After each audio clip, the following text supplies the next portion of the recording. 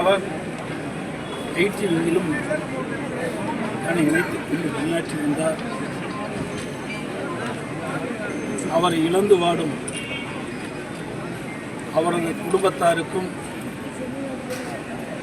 கழக உடன்பிறப்புகளுக்கும் எனது ஆழ்ந்த இரங்கலை தெரிவித்துக் கொள்கின்றேன். அவருக்கு அவருடைய மனைவி திரு முனீஸ்வரி அவர்களும் மகேந்திரன் அவர்களுக்கு 1 வயது குழந்தையும் இருக்கின்றது. அந்த குழந்தை வளர்ந்து பள்ளிப்படிப்பை தொடங்கியதிலிருந்து கல்வி கற்று முடிகின்ற வரை ஆகின்ற அனைத்து கல்வி கட்டணத்தையும் அனைத்து இந்திய அண்ணா திராவிட முன்னேற்ற கட்சியே வழங்கும் என்பதையும் இந்த நேரத்தில் தெரிவித்து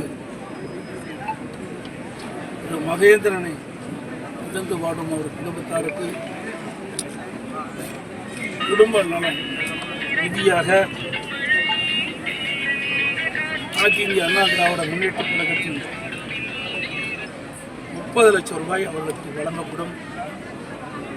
அதோடு தஞ்சை கிழக்கு மாவட்ட கழகத்தின் சார்பாக 25 லட்சம் ரூபாய் வழங்கப்படும் என்பதை தெரிவித்து வருகின்றேன். கழக நிர்வாகிகளும் தொண்டர்களும் நியமிக்க முடியாத நீ இப்படிப்பட்ட நிகழ்விலே யாரும் ஈடுபட வேண்டாம் என்று தாழ்மையுடன் கழக உடன்பிறப்புகளை பாதமடைந்து வணங்கி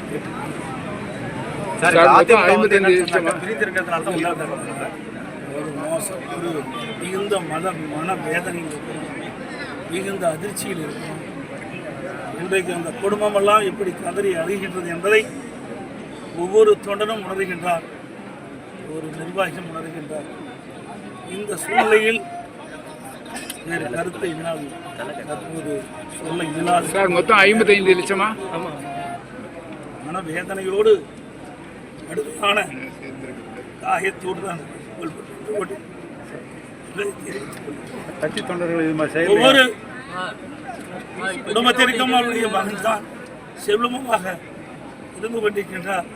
அப்படி இருக்கின்ற சுவாசமிக்க தொண்டன் தன்னையே இயக்கத்துக்கு அர்ப்பணித்துக் கொண்ட தொண்டன் இழந்து நீ யாரும் செய்தியில் ஈடுபட வேண்டாம் என்று பல நிர்வாகிகள் தொண்டர்கள் வேண்டும்.